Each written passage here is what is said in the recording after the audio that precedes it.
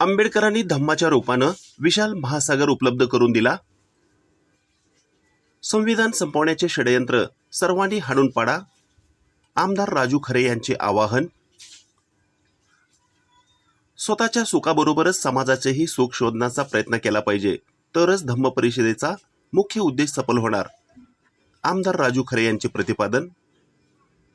सोमवार दिनांक 24 नोव्हेंबर रोजी मोहोळ तालुक्यातील कुरुल येथे धम्म परिषदेचे आयोजन मानवी कल्याणासाठी तथा विश्वरत्न बोधिसत्व डॉक्टर बाबासाहेब आंबेडकर यांना अभिप्रेत विनयशील व विज्ञानवादी समाज घडवण्यासाठी धम्म देसना दिली.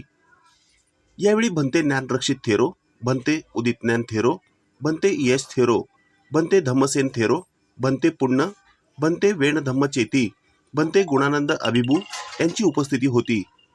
या कार्यक्रमाला प्रमुख उपस्थिती मोहोळचे लोकप्रिय आमदार राजाभाऊ खरे व पत्नी तृप्तीताई खरे यांच्या उपस्थितीत संपन्न झाला. कुरुल भीम तरुण मंडळाच्या वतीने आमदार राजाभाऊ खरे व पत्नी तृप्ती खरे यांचा शाल श्रीफळ पुष्पगुच्छ देऊन सत्कार करण्यात आला. या प्रसंगी भिक्षूंना आमदार राजू खरे व तृप्ती खरे यांच्या हस्ते वस्त्र देण्यात आले. यावेळी आमदार राजू खरे काय म्हणाले पहा व्हिडिओच्या माध्यमातून. भीमशक्ती तरुण मंडळ कुरुल बौद्ध धम्म परिषद 2025 होत असताना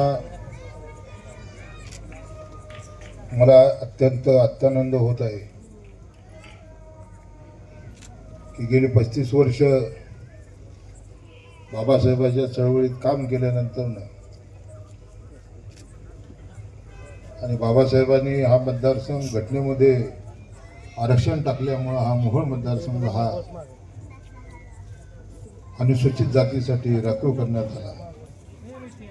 कदाचित बाबासाहेबांनी त्यावेळेला घटनेमध्ये आपल्यासाठी आरक्षण ठेवलं नसतं तर हा राजू खरे आमदार झाला नसता. म्हणून मी माझ्या आयुष्यामध्ये मला जसं कळतं तसं बाबासाहेब व तथागत भगवान गौतम बुद्ध यांच्या विचारावरती 100% जाणण्याचा प्रयत्न करतो. आणि मी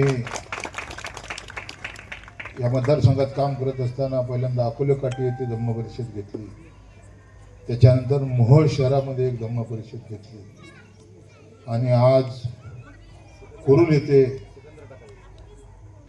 धम्म परिषद होते. आणि याच्या अगोदर आपण सिकंदर टाकळी येथे एक धम्म परिषद घेतली. प्रत्येकाला धर्म आहे, मग ईसाई धर्म असेल, जैन धर्म असेल. तसं बाबासाहेबांनी 1956 साली आम्हाला हा बौद्ध धर्म दिला. या देशाचे घटनाकार, जगद्विख्यात ज्ञानी,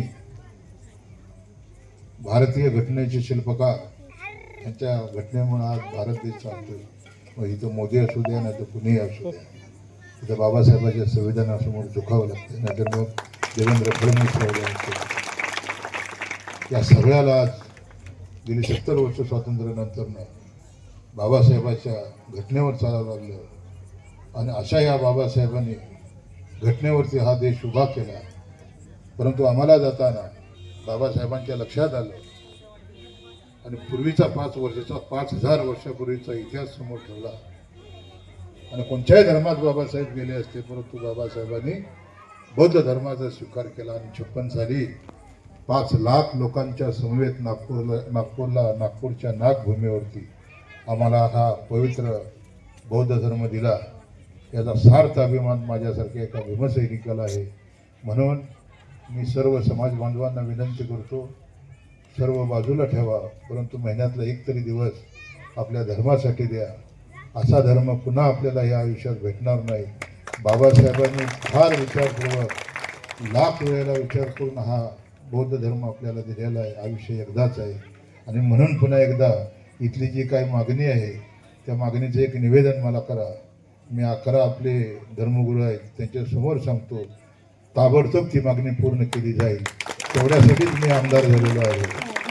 आणि आपली जी मागणी आहे ती मला समाधानानं सांगितलेली आहे. त्याच्या बाबतीमध्ये सुद्धा मी आमदार असतानाच लवकरच आपली मागणी मी पूर्ण केल्याशिवाय राहणार नाही, अशा पद्धतीचं अभिवचन मी देतो आणि मी आपल्या शब्दाला पूर्ण विराम देतो. जय भीम, नमो बुद्धाय, जय महाराज.